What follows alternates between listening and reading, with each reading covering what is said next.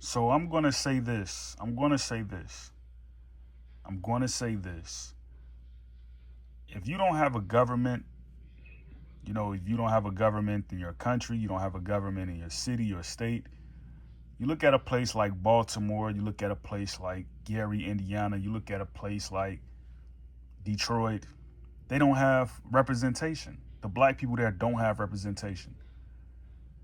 So you say Detroit is a farm capital. It's a farming capital.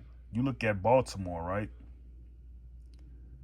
It's essentially a warehouse capital. It's a warehouse capital. They have all the supplies, right? At least traditionally said, right?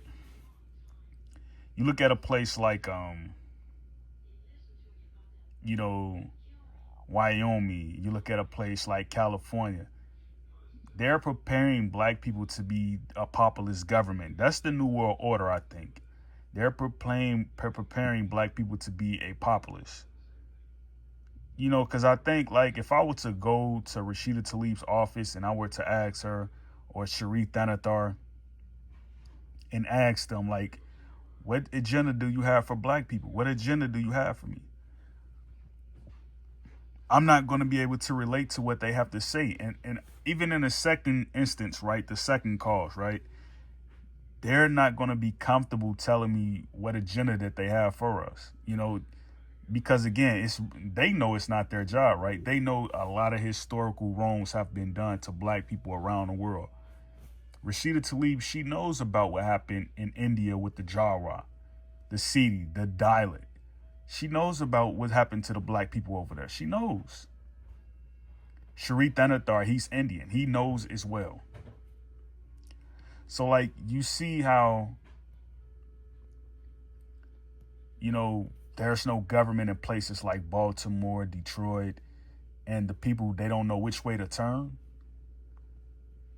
You're going to be looking up and you're going to say, people, like, just look at some of the images that you see, from Detroit and, like, 5 years ago, 10 years ago, 15 years ago, where all the, the wild weeds were growing high and over the buildings and, the neighborhoods, and, like, no one were in the neighborhoods. There was abandoned houses and rows on one particular block and the next particular block and the block after that. You look at where this stuff is going, right? You just look at it. You look at where this stuff is going.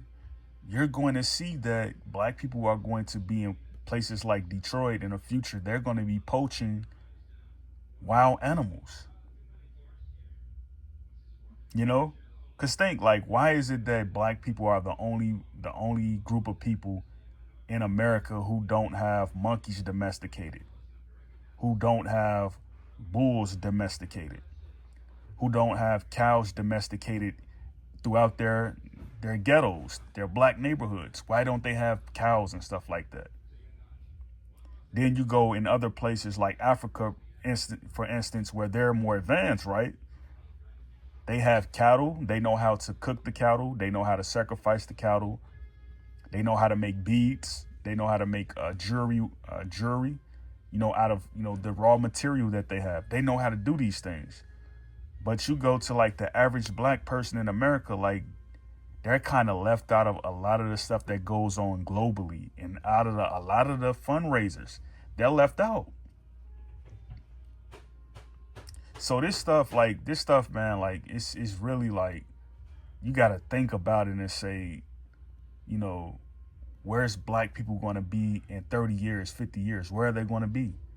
And, like, it's a lot of people who are already poaching off the land, like the Hasby tribe, and they're basically, poaching off the land already in places like Georgia and places like Mississippi. They are.